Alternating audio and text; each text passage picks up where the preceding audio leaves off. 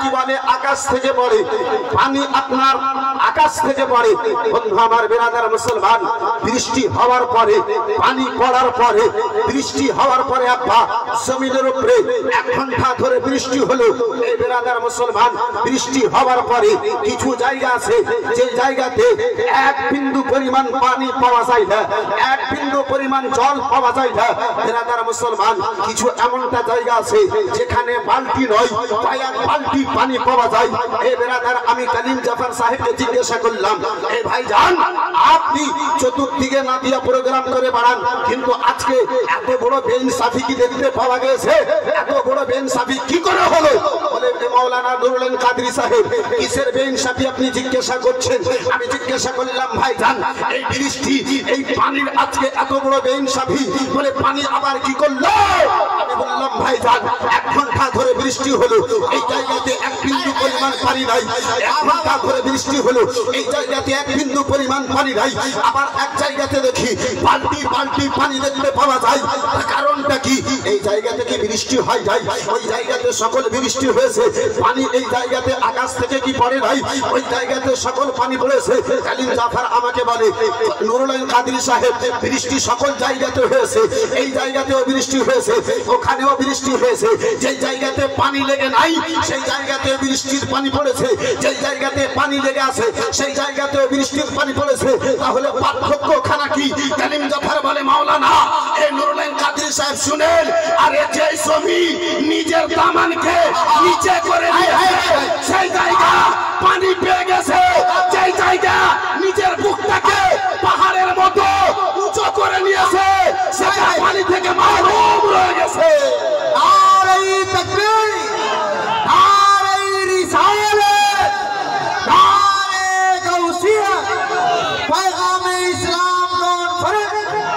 ऐ मेरे दोस्तों, पैगाम इस्लामी कॉन्फ्रेंस में आने वालों महबूबों, मेरे आका के दीवानों, आज भी अगर मुस्तफा का गुलाम बनके, आज इस महफिल में मुस्तफा का गुलाम बनके, ये मेरा दावा है, मेरा दावा है, नुरुल कादरी आपको दावा के साथ कहता है, जो मुस्तफा का गुलाम बनके अदब से महफिल में बैठ जाएगा, उठने से पहले रब्बे कायनात तमाम सगाइर गुनाह को माफ कर देंगे।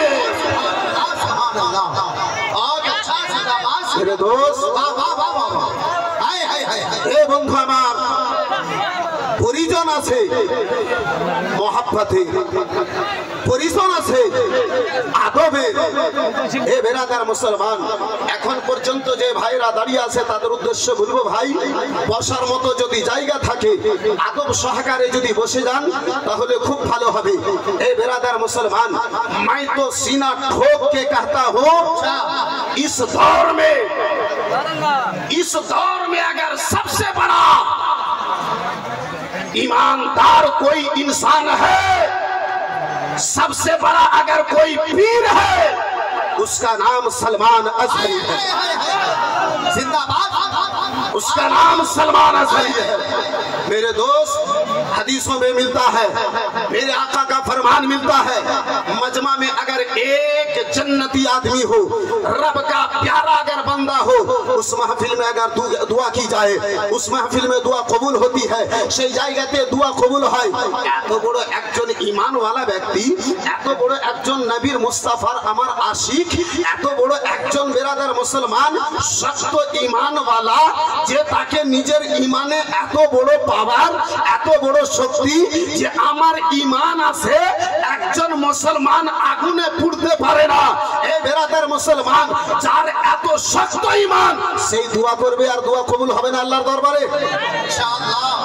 না, এই বেরাদার মুসলমান হবে। তাহলে আব্বাজি আমার, এই বেরাদার মুসলমান, ওই বৃষ্টির নাই আব্বা, যারা আদব সহকারে এত বড় মাজমাতে দোয়া করবে ইনশাআল্লাহ তাদের দোয়াই কবুল কবুল হবে। বেরাদার মুআজ্জাজ সামনে গেলাম বাবা জীবন ভাইরা আমার। যাই হোক আব্বাজি, আবার আমি নিজের বিষয়ের দিকে আব্বা ফিরে আসি, যেহেতু সময়ের অভাব।